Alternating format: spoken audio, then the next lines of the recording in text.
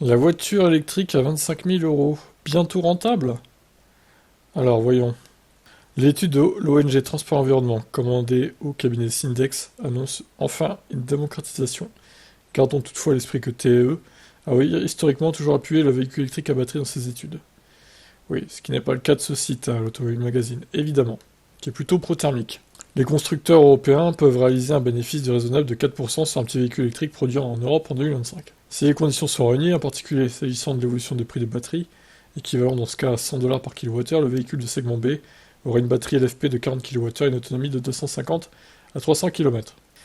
Mais ces deux conditions ne sont pas ici évidentes à atteindre. La première est uniquement du ressort des constructeurs, mais depuis la pandémie 2020, la tendance est plutôt à vendre moins et plus cher. Il suffit de voir les marges opérationnelles du groupe comme Stellantis qui dépassent les 14%. La seconde condition est plus aléatoire.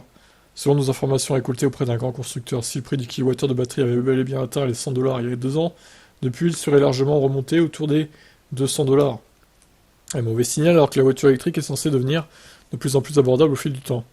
Mais on voit bien que ça dépend des facteurs que les constructeurs ne peuvent pas toujours maîtriser. Et ça se reflète sur les prix actuels. Davantage d'automobilistes passeront à l'électrique si de petits modèles sont disponibles.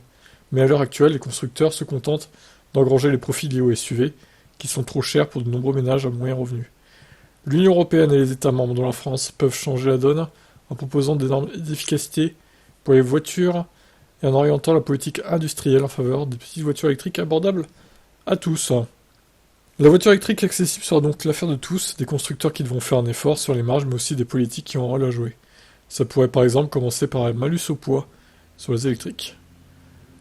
Oh oui, mais ça va arriver, c'est sûr. Le malus au poids, c'est qu'une question de temps, hein. Donc voilà pour ce qu'on pouvait en dire. Après, si, 25 000 euros bonus déduit, si, c'est faisable. Mais pas hors bonus, quoi. Allez, ciao.